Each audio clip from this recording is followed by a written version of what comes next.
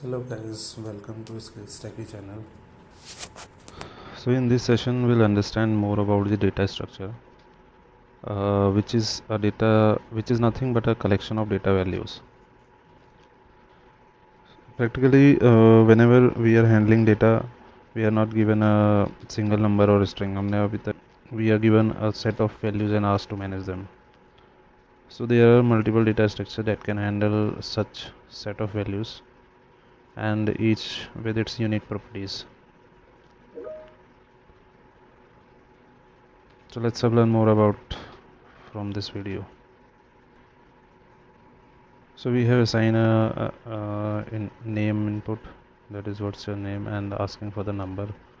So it will give us this result, and after print this number and name, it will be shown like this.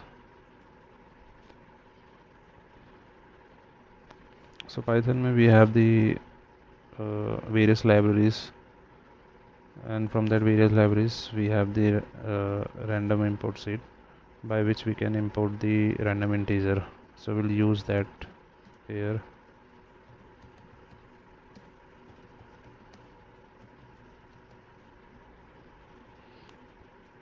And from that random import libraries we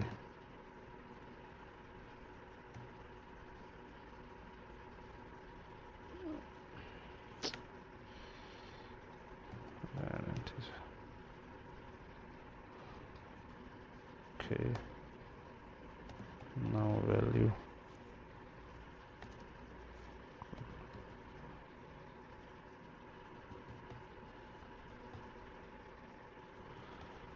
So this value we are taking between of 100 to 999.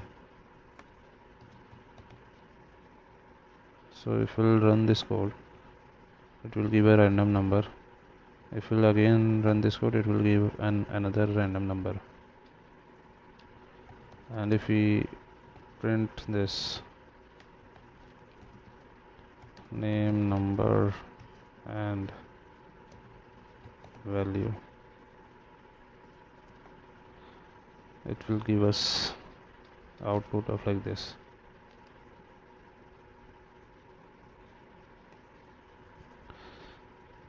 Now let's discuss about one of the data structure called list. So lists are nothing, just an order sequence of mixed data type.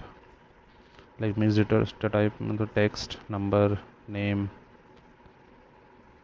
that is something. So lists are an order of sequence of mixed data type, and also lists are within a comma separated element within a square bracket, which means it is written as comma separated element within a square bracket.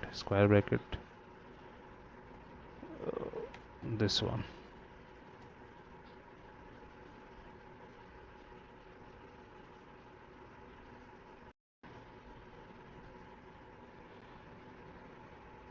So let's jump into some piece of code which belong to the list, which is the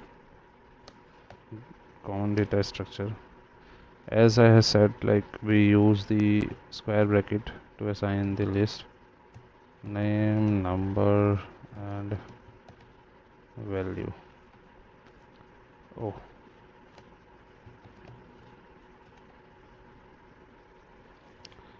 so this is the list.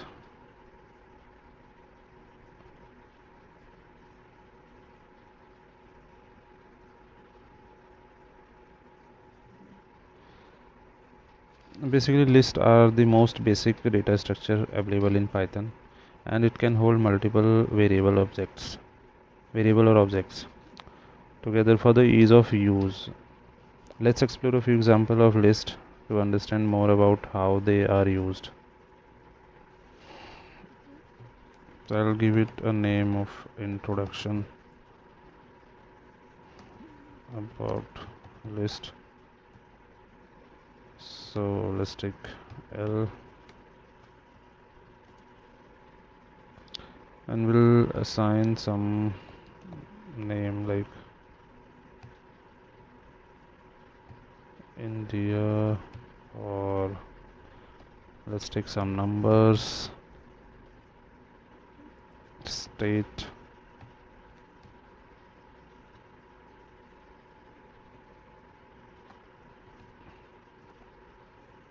so this here comes the list which we have assigned. Let's jump to the nested list.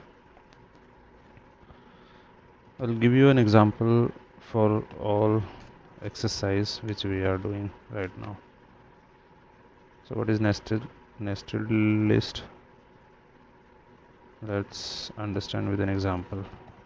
Chemistry, and then you can say math,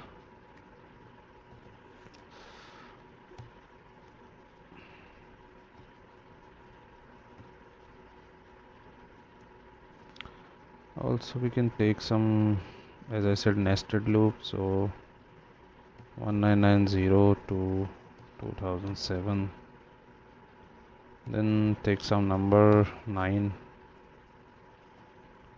So if you're gonna print this, it will give the list of this. So this is all about the list, which is the data structure, and now we'll take some example about the indexing factor. Indexing.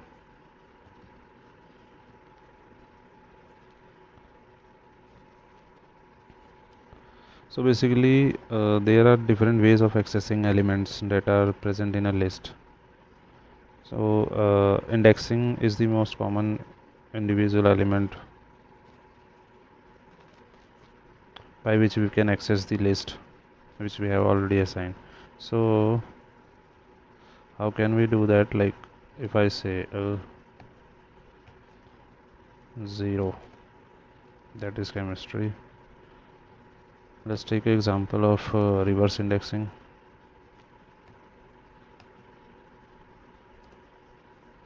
See this 9. Let's take another example of reverse indexing, that will be -2. So if we have to break this nested loop and have to get the a single value, like, so how can we do that? L, which is a list, indexing, that is -2, and 0.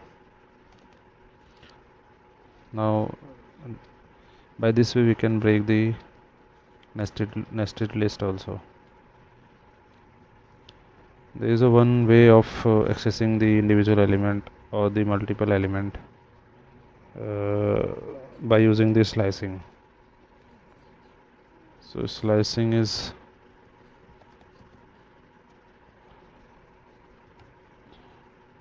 how can we do that? The slicing means if we have to get the multiple access of the list, multiple access, okay, let's say 0 to 3, so it will give the access of this. This is done by the slicing format. Okay, so in the list all the elements are mutable, which means a list can be changed. The element which are present in the list can be changed.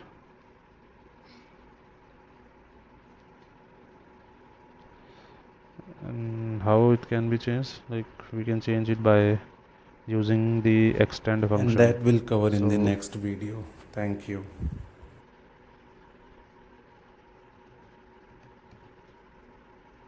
Extend.